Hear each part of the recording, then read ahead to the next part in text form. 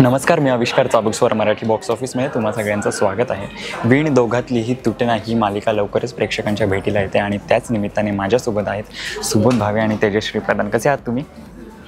As always मस्त. मस्त. तर वीण दोघातलीही तुटेना ह्या नावात जेवढा गोडवा आहे तेवढाच गोडवा आम्हाला मालिकेत पाहायला मिळणार आहे का? अर्थात गोड माणसांची गोड मालिका असणार आहे ही. बरं, तुम्हाला मला प्रश्न आहे की बायोग्राफी वगैरे किंवा एवढे मोठे सिनेमे, एवढ्या चॅलेंजिंग भूमिका तुम्ही करत असतात आणि त्यानंतर एक अशी भूमिका, एक गोड भूमिका जेव्हा तुमच्याकडे येते तेव्हा तुमचा अभ्यास काय असतो किंवा कॅरेक्टर डेव्हलपमेंट काय असतं?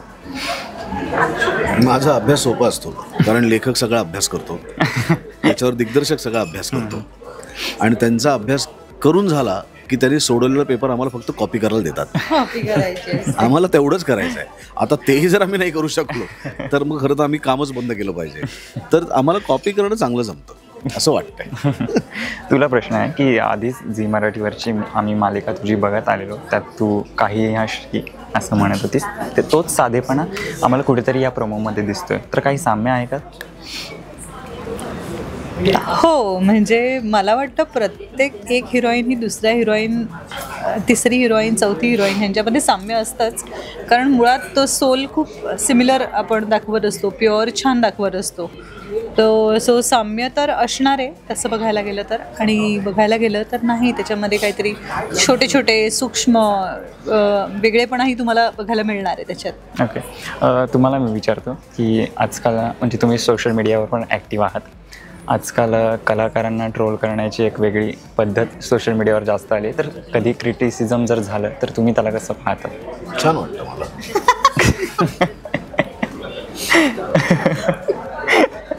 बस. बरं, ठीक आहे.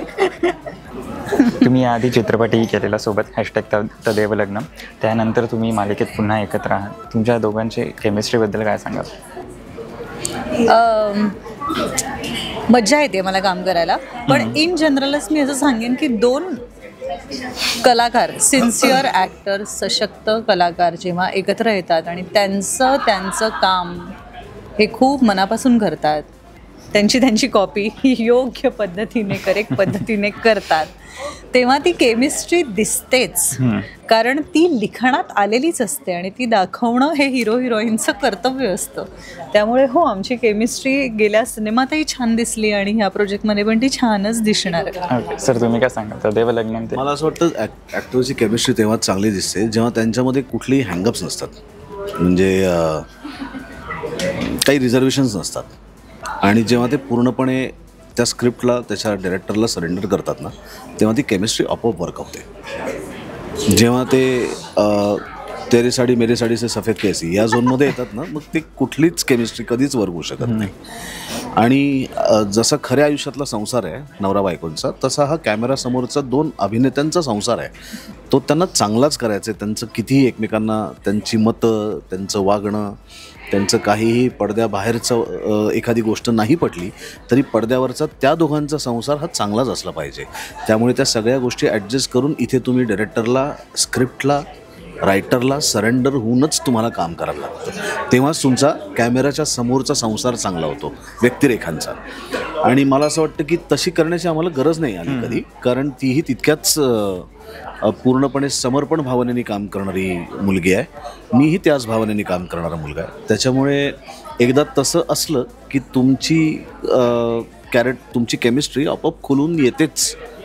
त्याच्यासाठी कष्ट नाही करावे लागत. बरोबर. सोमवार ते शनिवार 11 ऑगस्टपासून आमची मालिका येते झी मराठीवरती. वीण दोघातलीही तुटेना, संध्याकाळी 7:30 वाजता.